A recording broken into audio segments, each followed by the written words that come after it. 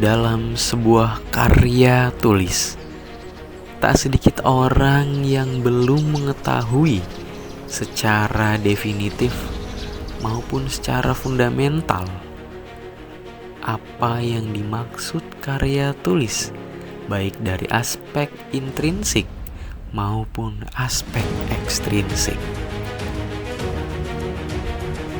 Salah satu jenis karya tulis yaitu karya tulis ilmiah. Permasalahan karya tulis ilmiah di Indonesia, khususnya di kalangan siswa dan mahasiswa, mencakup kurangnya minat, keterampilan menulis yang minim, serta akses terhadap sumber referensi yang berkualitas. Banyak pelajar yang kesulitan memahami metodologi penelitian, sehingga hasil karya cenderung kurang berbobot dan orisinal. Selain itu, plagiarisme masih menjadi isu serius akibat lemahnya pemahaman etika akademik dan terbatasnya penggunaan perangkat deteksi plagiarisme. Minimnya dukungan dari institusi dalam bentuk bimbingan atau pelatihan menulis juga mempengaruhi situasi tersebut. Oleh karena itu, perlu adanya peningkatan kesadaran, pelatihan literasi informasi khususnya di bidang digital, serta pengawasan ketat guna mendorong kualitas karya tulis ilmiah di kalangan pelajar maupun mahasiswa di Indonesia.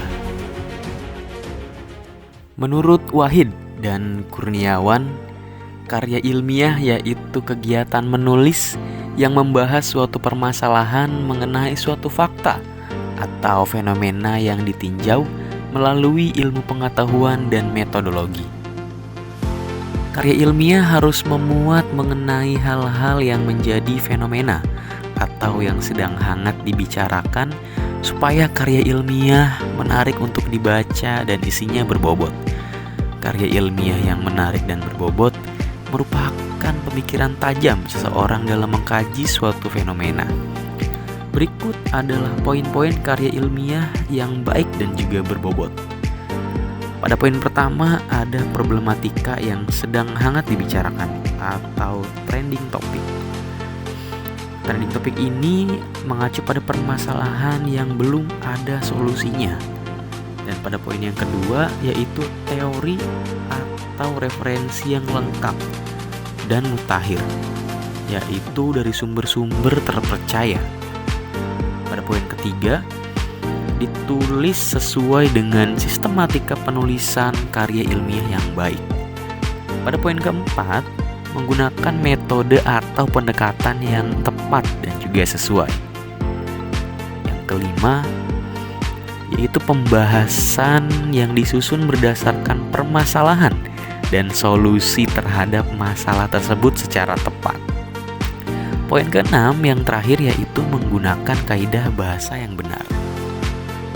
Baik, berikut adalah ciri-ciri karya ilmiah menurut Ahmad dan Alex. Poin pertama yaitu logis, artinya dapat diterima dengan akal sehat. Yang kedua, sistematis, yaitu disusun secara berurutan. Poin ketiga yaitu objektif, tidak berkecenderungan atau tidak ada kecenderungan ke suatu hal tertentu. Yang keempat yaitu lengkap. Lengkap artinya dapat diungkapkan dengan selengkap-lengkapnya. Kelima yaitu lugas, tidak bertele-tele. Yang keenam yaitu saksama, artinya dapat dikupas secara teliti. Yang ketujuh yaitu jelas. Jelas artinya dapat diuraikan secara transparan. Kedelapan yaitu empiris, artinya dapat diuji. Kesembilan yaitu terbuka, dapat menerima pendapat. Kesepuluh yaitu berlaku untuk umum, artinya berlaku untuk umum dan semua populasi. Kesebelas, penyajian dalam karya ilmiah ini menggunakan bahasa Indonesia yang resmi dan ilmiah. Yang terakhir ke-12, tuntas, yaitu permasalahan diungkap secara detail. Berikut adalah beberapa manfaat karya tulis ilmiah bagi mahasiswa dan siswa, baik dalam proses pembelajaran maupun pengembangan keterampilan. Yang pertama, pengembangan kemampuan berpikir kritis dan analitis. Yang kedua, yaitu peningkatan kemampuan menulis dan komunikasi. Yang ketiga, penelitian dan pengembangan ilmu pengetahuan. Yang keempat, melatih kemandirian dan tanggung jawab akademik. Yang kelima, persiapan untuk dunia kerja atau akademik lebih lanjut. Yang keenam, peningkatan kemampuan pemecahan masalah.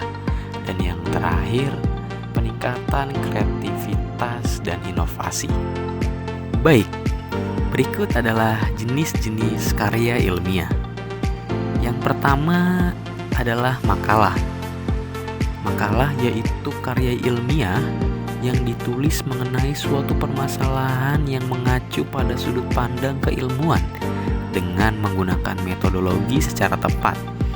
Makalah biasanya ditujukan kepada siswa ataupun mahasiswa sebagai tugas suatu mata pelajaran ataupun mata kuliah tertentu. Yang kedua, kertas kerja atau paper. Paper memiliki pengertian yang sama dengan makalah, yaitu karya tulis berkenaan dengan suatu permasalahan yang dibahas menggunakan sudut pandang keilmuan dan menggunakan metodologi yang tepat. Paper mengambil permasalahan yang lebih konkret dan menggunakan sudut pandang keilmuan yang lebih mendalam. Paper ini digunakan dalam acara seminar atau pertemuan ilmiah. Yang ketiga yaitu jurnal. Jurnal adalah karya ilmiah yang membahas suatu permasalahan dengan menggunakan teori dan metodologi. Jurnal diterbitkan dalam lingkungan universitas dalam 2 kali 1 tahun. Yang keempat yaitu laporan. Laporan yakni bentuk penyajian fakta yang menggambarkan kegiatan yang disajikan untuk mempertanggungjawabkan penugasan kepada pelapor. Fakta dalam laporan membutuhkan informasi yang dibutuhkan berdasarkan objektivitas keadaan yang dialami orang yang melaporkan. Yang kelima yaitu skripsi, yakni tugas akhir yang dikerjakan oleh mahasiswa untuk memenuhi syarat dalam mendapatkan gelar sarjana. Skripsi hakikatnya sama dengan makalah maupun paper, tetapi skripsi secara garis besar lebih kompleks karena didukung dengan data-data yang konkret. Yang keenam yaitu tesis. Hampir sama dengan skripsi, namun tesis digunakan di tingkat magister. Oleh karena itu, permasalahan dalam analisis yang terdapat pada tesis jauh lebih mendalam daripada skripsi. Metodologi dan referensi yang digunakan lebih kompleks, dengan pemilihan permasalahan yang kompleks pula. Selanjutnya yang ketujuh yaitu disertasi. Disertasi merupakan karya tulis yang digunakan sebagai tugas akhir program doktoral, yang mana merupakan jenjang tertinggi dalam pendidikan di Indonesia. Disertasi harus lebih kompleks dari jenis karya ilmiah lain, yaitu lebih kompleks dari skripsi dan tesis. Di dalam disertasi, selain penggunaan referensi, juga digunakan dalil atau teori yang harus dibuktikan menggunakan data dan fakta yang ada. Nah, itulah beberapa jenis-jenis karya tulis ilmiah menurut Mulasih dan juga Winda Dwi Hudana. Namun, kita akan terfokus pada salah satu jenis karya ilmiah, yaitu makalah. Untuk itu, mari kita saksikan bersama-sama bagaimana tata cara penulisan dan juga penyusunan makalah yang baik dan benar. Dalam menulis karya ilmiah, kita memiliki dua tahapan yang harus diselesaikan. Yang pertama adalah tahap pra-penulisan, dan yang kedua adalah tahap penulisan secara sistematis. Pada poin pertama, di tahapan pra-penulisan, kita harus memperhatikan di mana topik dan juga masalah yang ditentukan. Pada poin pertama ini, kita harus bisa mengidentifikasi topik untuk landasan karya tulis yang akan kita buat dan juga masalah, yaitu merujuk kepada kesulitan-kesulitan dan tantangan yang harus kita selesaikan. Artinya, menentukan masalah dan topik, kita harus bisa mengidentifikasi dan juga menelaah secara luas topik dan masalah yang akan kita bahas. Pada poin kedua, dalam tahap pra-penulisan, kita harus memerhatikan data dan juga kita harus melakukan pengumpulan data. Data adalah suatu bahan yang akan kita gunakan untuk melakukan sebuah penelitian dalam karya tulis ilmiah. Baik itu basis penelitian maupun non-penelitian, karya tulis ilmiah harus kita tentukan datanya. Poin ketiga dalam tahap pra-penulisan yaitu kita harus menentukan kerangka teori. Dalam penentuan kerangka teori ini, kita diharuskan memilih konsep dan juga memilih sebuah kerangka-kerangka antar variabel yang akan kita lakukan untuk landasan sebuah karya tulis dan landasan penelitian yang akan kita terapkan pada karya ilmiah yang akan kita tulis. Jadi, menentukan kerangka teori berarti menentukan konsep, landasan-landasan dan juga kerangka antar variabel untuk melakukan penulisan pada karya ilmiah yang akan kita tulis.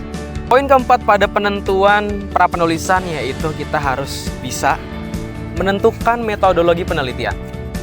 Menentukan metodologi penelitian artinya kita merancang secara sistematis hal-hal yang harus dilakukan pada karya tulis ilmiah yang akan kita tulis. Seperti lingkup metodologi, analisis, pengolahan data, dan lain sebagainya. Metodologi penelitian juga berguna untuk alur secara sistematis dan juga untuk rancangan-rancangan yang akan kita buat agar tersusun dengan rapih dan terancang secara sistem. Poin kelima, pada tahap pra-penulisan yaitu ada sebuah pembahasan. Pada bagian pembahasan ini, kita mengkaji dan menerapkan hasil dari analisis interpretasi yang sudah kita lakukan di tahap-tahap sebelumnya. Guna atau manfaat dari tahap pembahasan ini adalah menuangkan atau memberitahu hasil-hasil pembahasan melalui konsep metodologi teori yang sudah kita terapkan pada tahap-tahap sebelumnya. Pada bagian pembahasan pula, kita akan mendapatkan penjelasan dan juga kita dapat menuangkan berbagai macam hasil penelitian yang kita lakukan. Pada poin terakhir di tahap pra-penulisan, kita menarik sebuah kesimpulan. Pada poin ke-6 kesimpulan ini, di dalamnya menarik sebuah pesan atau berakhirnya sebuah pokok-pokok pembahasan yang kita lakukan pada tahap-tahap sebelumnya. Pada bagian simpulan ini juga berisi tentang poin-poin yang sudah kita bahas melalui metode, melalui analisis, melalui sebuah kajian-kajian teoritis yang kita terapkan pada pembahasan-pembahasan sebelumnya. Di bagian simpulan juga merupakan sebuah akhir dari pembahasan yang mengerucut dan menghasilkan sebuah jawaban-jawaban yang sudah kita bahas pada tahap-tahap sebelumnya. Baik, pada kesempatan kali ini kita akan bersama-sama belajar bagaimana cara membuat makalah yang baik dan benar. Ya, makalah yang akan kita buat yaitu makalah teoritis. Biasanya makalah ini diperuntukkan sebagai tugas dalam mata pelajaran tertentu untuk siswa atau dalam mata kuliah tertentu untuk mahasiswa. Baik, langsung saja ya, kita buka terlebih dahulu aplikasi Microsoft Word-nya. Kita perbesar saja, lalu kita pilih blank document. Nah, sebelum kita lanjut ke tahap selanjutnya, kita membuat outline atau format kerangka awal dalam sebuah makalah, karena ini penting untuk kerapihan atau agar makalah kita tersistematis dengan baik. Untuk itu kita tentukan saja ukurannya ya, page layout, lalu kita menunjuk size dan ukurannya kita tetapkan A4. Untuk orientationnya kita ubah ke portrait, marginnya boleh kita custom di sini. Nah, Ada sedikit perbedaan margin ya. Di sini margin sebelah kiri agak kita besarkan ukurannya menjadi 4 cm. Kita besarkan 4 cm karena dalam margin sebelah kiri ini nantinya diperuntukkan untuk jilidan atau apabila makalah kita dijilid ya, nanti akan terpotong space-nya atau ukurannya untuk jilidan tersebut. Jadi dalam margin sebelah kiri ini kita agak besarkan ukurannya menjadi 4 cm. Untuk ukuran margin yang lain kita bisa standarkan saja menjadi 3 cm seperti itu ya. Nah, baik. Kita oke ya di sini. Nah, sudah jadi untuk marginnya. Lanjut ke outline selanjutnya. Kita kembali ke home, kita akan mengatur huruf dan juga ukurannya. Di sini fontnya akan kita ubah terlebih dahulu menjadi Times New Roman dan ukurannya kita standarkan menjadi 12. Nah, sudah ya. Untuk outline pertama sudah jadi. Mungkin nanti kita akan lanjut ke tahap selanjutnya. Misalnya di sini kita akan membuat sebuah makalah dalam mata pelajaran bahasa Indonesia. Seperti itu, ya. Lalu pada sub mata pelajaran yang akan kita bahas, misalnya di sini berekspresi melalui puisi. Berekspresi melalui puisi misalnya. Ini kita kecilkan terlebih dahulu ya. Kita tekan Shift dan F3 satu kali lagi. Nah, gunanya adalah untuk mengecilkannya huruf yang kapital semua seperti itu. Berekspresi melalui puisi misalnya seperti itu. Ini adalah submateri yang akan kita bahas. Lalu di bawahnya kita tuliskan ini adalah makalah karena ini memang bentuknya makalah atau tugas makalah ya. Di bawahnya adalah tujuan atau fungsi dari makalah ini kita peruntukkan untuk apa. Misalnya di sini diajukan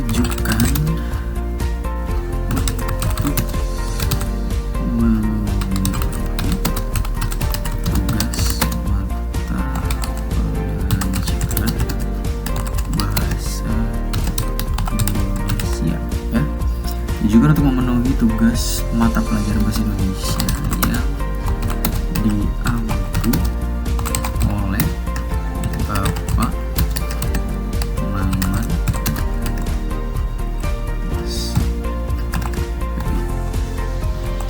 Contohnya seperti ini misalnya ya. Diajukan untuk memenuhi tugas mata pelajaran bahasa Indonesia yang diampu oleh Bapak Maman SPD, contohnya seperti itu. Lalu di sini terdapat logo sekolah ya, kita masukkan contoh logonya, klik insert, klik picture di sini, lalu kita picture ya, kita cari misalnya di sini logo yang akan kita gunakan seperti itu ya. Kita download misalnya, kita contohkan ini menggunakan logo buku Handayani ya, kita ubah saja di sini menjadi text wrappingnya ya. Jadi wrappingnya di sini kita ubah ke ukuran yang bebas ya, yang sekiranya memang bisa kita fleksibelkan. Misalnya with text wrappingnya kita ubah ke top di sini ya, agar bisa kita ubah di tengah-tengah seperti itu ya. Kita sesuaikan. Nah, setelah kita ubah ke tengah ya, kita lanjut ke bawah. Di bawah sini misalnya kita klik, double klik 2 kali, atau bisa kita enter ya 2 kali. Misalnya di sini kita klik terlebih dahulu namanya misalnya ya, kedua kelas kedua misalnya, dan di sini misalnya nomor induk atau siswa atau IS ya, misalnya seperti itu, nomor induk siswa misalnya. Nah, kita sesuaikan saja untuk ukuran titik 2-nya seperti itu ya. Misalnya di sini namanya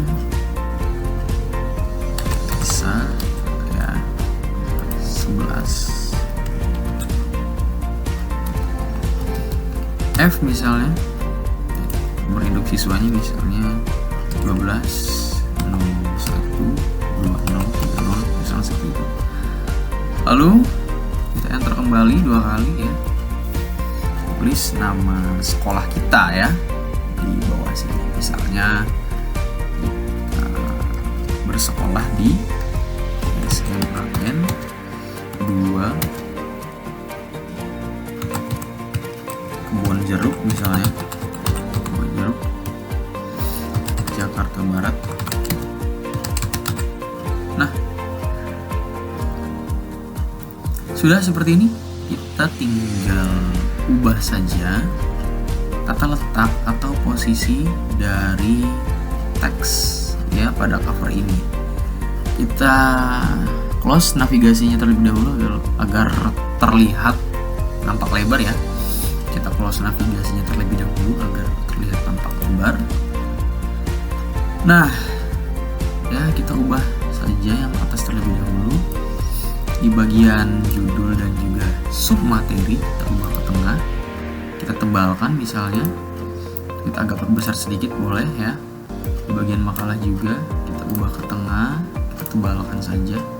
Nah, untuk tujuan itu kita cukup untuk arahkan saja ke tengah. Dan untuk logonya bisa kita sesuaikan seperti itu. Kita klik di bawah sini, lalu kita enterkan saja untuk mengatur jaraknya. Dan untuk mengatur nama kelas dan nomor induk, kita bisa sesuaikan dengan menggunakan ruler yang ada di sebelah sini. Misalnya seperti ini, agar terlihat rapi ya. Seperti itu. Lalu kita bisa sesuaikan lagi, kita klik di sini dengan menekan enter ya, agar jarak dari sekolah ini tidak terlalu jauh. Kita blok seperti ini, kita arahkan ke tengah, kita besarkan misalnya ukuran 14 seperti itu. Nah, sudah jadi sampul atau cover kurang lebih seperti ini ya. Nanti kita bisa sesuaikan dengan kebutuhan kalian untuk membuat makalah. Kita lanjut, klik kursornya di sebelah sini. Nah, ini untuk ke tahap selanjutnya kita akan membuat halaman baru dengan cara seperti ini. Kita klik kursornya di sini ya, di bawah sini. Kita ke page layout, kita break lalu next page di sini. Baik. Setelah kita klik next page untuk membuka halaman selanjutnya, kita akan membuat sebuah format halaman terlebih dahulu supaya lebih tersistematis dan terukur seperti itu ya. Kita ke insert, lalu kita pilih page number dan kita pilih bottom of page ya. Kita bisa pilih yang nomor 2 misalnya seperti itu ya. Nah, biasanya di saat kita membuat nomor, cover dan juga halaman selanjutnya itu tersambung atau muncul nomor di cover ini. Caranya kita klik di bagian sini dan kita pilih di bagian different first page sini. Nah, itu gunanya untuk mengenalkan nomor sebelum ya halaman itu berisikan nomor lagi. Jadi di bagian cover ini sudah tidak ada nomor ya, karena bagian cover ini yang nanti akan menjadi bagian depannya. Kita close di sini. Nah, dalam sebuah halaman awal setelah cover biasanya ada beberapa bagian-bagian. Bagian pertama yaitu adalah daftar isi, misalnya di sini ya. Kita ketikkan, mohon maaf. Bagian-bagian setelah cover biasanya di sini ada beberapa bagian. Bagian yang pertama yaitu adalah kata pengantar, yang kedua daftar isi, selanjutnya bab 1, bab 2, dan yang terakhir bab 3.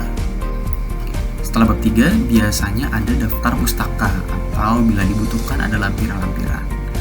Kurang lebih ada 6 ya, sebuah poin-poin yang ada di dalam makalah seperti itu. Setelah cover kita tulis aja di sini misalnya kata pengantar ya, kata pengantar pengantar nanti boleh kalian sesuaikan ya. Dalam kata pengantar ini biasanya urutan nomornya itu adalah Romawi. Cara mengubah nomor di bawah sini agar menjadi Romawi yaitu kita klik, kita kembali ke page number, kita pilih format page number, lalu kita pilih di bagian number format di sini ubah ke Romawi. Start at pasti yang pertama terlebih dahulu. Dan biasanya kita klik terlebih dahulu, biasanya itu di halaman selanjutnya akan mengikuti ya. Cukup misalnya di sini kita enterkan terlebih dahulu. Kita enter saja untuk ke blank page selanjutnya. Ya, seperti itu. Coba kita lihat, biasanya dia akan mengikuti. Setelah kata pengantar di sini ada daftar isi. Ya, untuk bagian-bagian selanjutnya ini untuk bagian-bagian selanjutnya ini akan kita bahas pada step selanjutnya ya. Jadi untuk sementara kita hanya garis besarnya saja. Soalnya di sini kata pengantar saya berikan contoh di makalah saya yang lain ya. Di sini kita berikan contoh ini, misalnya kata pengantar kurang lebih seperti ini, seperti itu ya. Kita pastekan saja di sini. Nah, kurang lebih seperti itu. Di sini ada salam misalnya, lalu ada syukur dan lain sebagainya. Ya, lalu di bawah ada hal-hal yang memang kita harus perhatikan juga dalam mata pelajarannya, apa saja yang kita buat ya, guna memenuhi tugas untuk siapa dan harapan. Lalu di sini ada evaluasi dan terakhir ditutup dengan salam, lalu tutup lagi dengan tanda tangan kita sebagai penulis seperti itu. Ya, lanjut. Daftar isi kita naikkan terlebih dahulu ya. Daftar isi bisa kita buat secara otomatis dan non otomatis, tapi ini akan kita bahas di step selanjutnya saja seperti itu ya. Lalu setelah daftar isi di sini kita mulai lanjut ke bab 1, namun sebelum ke bab 1 kita harus next page terlebih dahulu ya. Sebelum ke bab 1 kita harus next page terlebih dahulu. Caranya yaitu kita tekan page layout, break dan next page. Oke, agar di halaman selanjutnya bisa kita atur seperti ini penomoran ya. Untuk penomoran kita ubah lagi, di sini masih Romawi ya. Kita ubah kembali penomorannya ke nomor seperti biasa ya, atau angka seperti biasa. Seperti biasa page number ya, format page number, lalu kita pilih di bagian number format yang pertama ya, start at 1. Jadi seperti itu caranya ya. Kita klik misalnya di sini, klik sembarang 2 kali seperti tadi ya, page number format dari angka 1 dan oke, close, dan nanti akan terubah sendirinya ya. Di sini bab 1 misalnya ya, kita menggunakan Romawi ya, pendahuluan.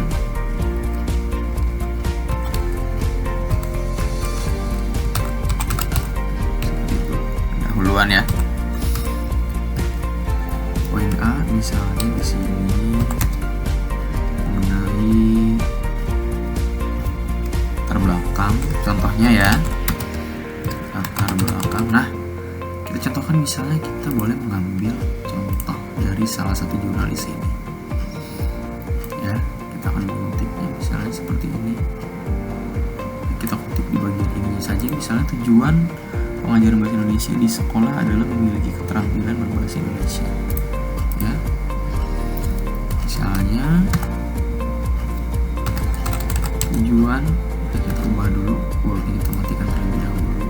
Ya, tujuan berbahasa Indonesia adalah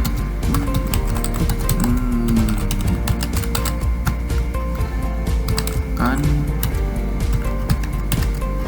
bahasa Indonesia yang baik dan benar. Misalnya seperti ini ya. Dalam latar belakang nanti kalian bisa lebih kembangkan lagi ya dari sumber-sumber yang lebih banyak ya, karena misalnya ini kita ambil dari salah satu jurnal ya, dimana jurnal itu bernama Bahasa Sastra Jurnal Penelitian ya, bahasa Indonesia dan pengajarannya ya. Jadi misalnya kita ambil narasi ini ya, kita taruh di sini seperti ini ya, kita rapihkan sedikit seperti itu. Ini hanya contoh saja ya, ini hanya contoh. Kita rapih kiri kanan, lalu ubah ke Times New Roman. Nah, untuk merapikan teks yang memang masih sangat berhamburan seperti ini, kita samakan saja misalnya ukurannya menjadi 12. Dan juga untuk spasinya ya, itu kita ke 1,5 biasanya seperti itu. Dan untuk merapikan paragraf di bagian sini kita ubah saja rulernya agak menjorok ke belakang misalnya seperti ini ya. Ini contoh dari latar belakang ya. Nah seperti ini ya, misalnya kita sudah selesai untuk membuat latar belakang, lalu di bawah latar belakang misalnya di sini ada poin B terkait rumusan masalah misalnya. Di sini misalnya kita arahkan dulu rulernya ke arah yang sama ya, cara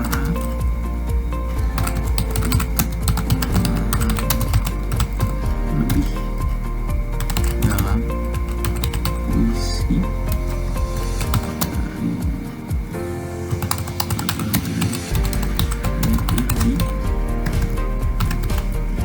Indonesia misalnya seperti ini ya. Cara untuk memahaminya lebih dalam puisi dari berbagai penyair Indonesia, kita tebalkan seperti ini. Nah ini untuk bab 1 kurang lebih seperti ini ya susunannya. Jadi kata pengantar, setelah cover ya daftar isi, dan lanjut ke bab 1 pendahuluan.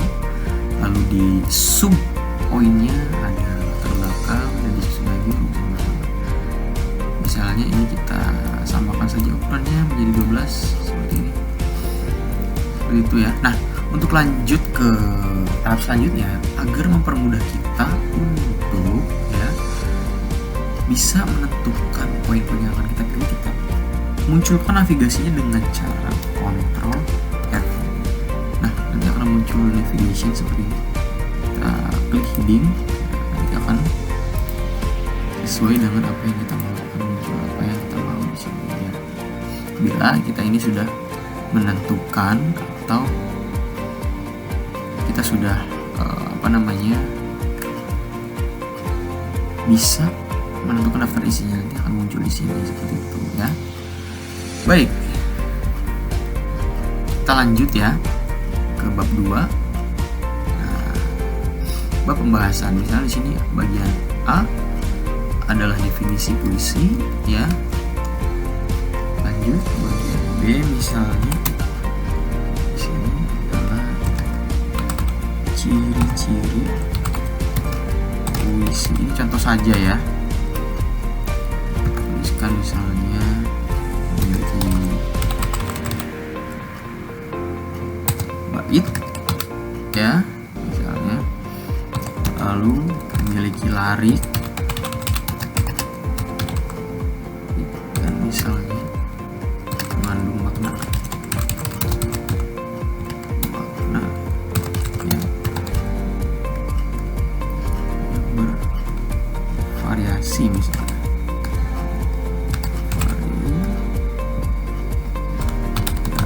misalnya bervariasi seperti itu ya. Ini contoh saja, ini boleh kita tebalkan ya bila poin-poinnya lebih panjang lagi, boleh sekali. Misalnya di sini kita mengutip dari buku tertentu ya. Ada kalanya mungkin kita melihat dari buku, dari jurnal dan lain sebagainya. Cara untuk menentukan kutipan kita agar terlihat baik dan memang agar tulisan kita itu tidak mengandung variasi ya, kita klik reference di sini, lalu kita langsung berikan insert footnote atau berikan footnote di sini. Misalnya di bagian ini, bagian 1 ya, puisi adalah sebuah karya sastra yang mengandung syair dan bait. Kita mengutip dari buku kompeten berbahasa Indonesia. Bisa kita tulis di sini, buku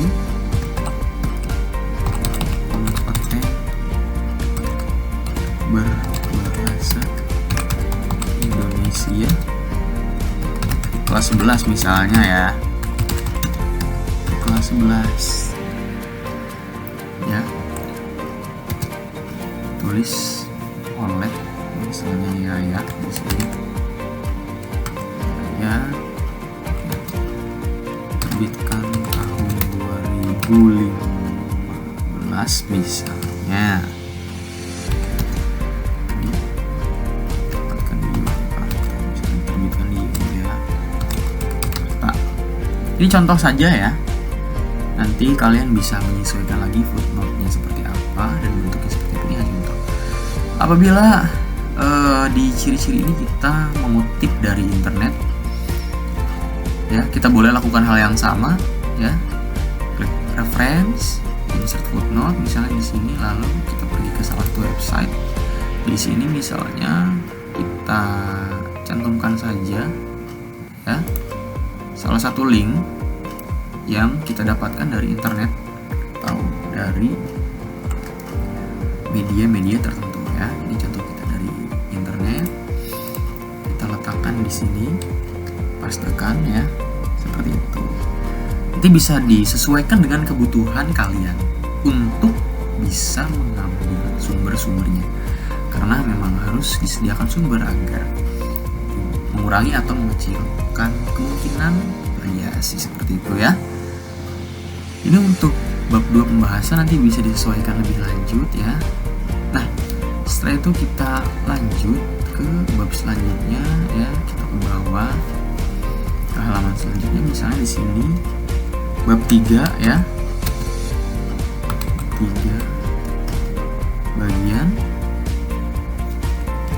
penutup misalnya di sini.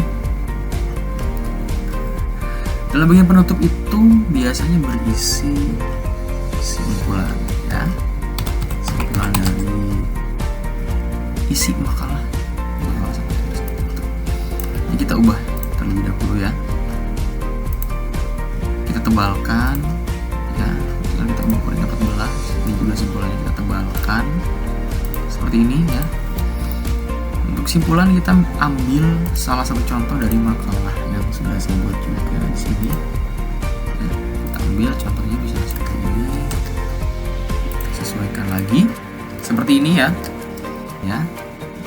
Simpulan dengan kesimpulan memiliki arti yang berbeda. Simpulan sendiri sederhananya merupakan suatu akhir dari pembahasan. Seperti itu ya. Kalau kesimpulan adalah merupakan rangkuman dari suatu topik tertentu. Kenapa makalah biasanya di akhir pembahasan atau di penutup ini selalu menggunakan simpulan? Karena memang dalam sistematikanya selalu diakhiri dengan pembahasan yang ada pada akhir dari tahap-tahap sebelumnya. Seperti itu alasannya mengapa makalah selalu menggunakan simpulan. Ini contoh ya. Yang saya ambil dari makalah saya ya. Jadi di bagian bab 2 misalnya seperti ini ditutup oleh bab 3 yang berisikan dengan simpulan atau penutup seperti ini. Seperti itu ya. Lanjutan dari bab 1 pendahuluan, latar belakang, rumusan masalah ya. Dari bab 1 lanjut ke bab 2 mengenai pembahasan ya yang sudah ada misalnya di buku atau di materi-materi yang akan dituliskan, bisa kita kembangkan lagi di sini ya. Lalu lanjut ke penutup ya di bab 3 seperti itu ya. Sama penulisannya kita tentukan dulu dari bab 3 kita ubah ke bold, ukuran dan font. Begitu pula simpulannya juga sama ya. Kita bold juga ya, dan isinya kurang lebih adalah akhir dari pembahasan seperti itu. Untuk hal-hal lain bisa kalian kembangkan lebih baik lagi seperti itu ya. Lalu setelah bab 3 penutup ini, kita akan lanjut ke page selanjutnya yang berisikan di sini yaitu daftar pustaka. Betul sekali ya. Daftar pustaka kita ubah ke tengah ya. Dalam pembuatan daftar pustaka memang ada beberapa cara ya. Ada yang memang menggunakan sebuah aplikasi ya, biasanya Mendeley dan lain sebagainya. Ada juga yang memang manual. Namun secara sederhana kita akan membuat secara manual terlebih dahulu ya. Misalnya di sini kita akan menuliskan buku dari Henry Guntur Tarigan misalnya. Dalam pembuatan daftar pustaka ya, kutipan dalam daftar pustaka ini kita tulis namanya dari belakang terlebih dahulu. Nama aslinya Henry Guntur Tarigan. Berarti kita tulisnya Tarigan. Kita normalkan, masih tebal ya. Tarigan Henry Guntur ya. Misalnya seperti itu. Ini misalnya buku yang ditulis oleh Henry Guntur Tarigan ya. Lalu diterbitkan tahun berapa misalnya? Tahun 2023. Seperti itu misalnya. Lalu judul bukunya apa? Seperti itu. Judul bukunya kita tuliskan menggunakan judul yang sama, misalnya kompeten ya. Kompeten berbahasa dan bersastra Indonesia untuk kelas 11. Seperti itu. Misalnya seperti ini ya. Kita lanjut untuk tempatnya seperti itu ya. Untuk tempat penerbitannya, nah, misalnya di sini kita akan tuliskan di daerah Jakarta ya. Lalu perusahaannya atau penerbit yang menerbitkan buku ini misalnya Faza Citra Production. Misalnya seperti itu. Nah, biasanya dalam daftar pustaka itu baris kedua menjorok ke dalam supaya nanti di kalimat-kalimat selanjutnya sama. Misalnya kita membuat beberapa kalimat ya, atau daftar pustaka dalam bentuk kalimat yang sama, kita ambil dari salah satu makalah saja. Misalnya di sini seperti ini ya. Kita coba contohkan saja ya. Seperti ini misalnya ya. Seperti ini. Satukan terlebih dahulu, lalu kita ubah seperti ini. Bagaimana caranya untuk kita menyamakan atau memberikan suatu tekanan ke dalam ya, untuk baris kedua ya, agar bisa menjorok ke dalam. Caranya seperti ini, kita blok, kita tekan Ctrl dan juga T. Seperti itu, otomatis baris kedua akan menjorok ke dalam seperti itu ya. Sedikit mengulas kembali dalam pembuatan makalah ini dalam video storytelling digital yang memang saya buat untuk bagaimana cara kita memahami dan belajar bersama-sama membuat makalah yang baik. Diawali dari sampul atau cover ya, lalu lanjut lagi ke kata pengantar, dilanjut daftar isi, dan dilanjut lagi ke pendahuluan seperti itu ya.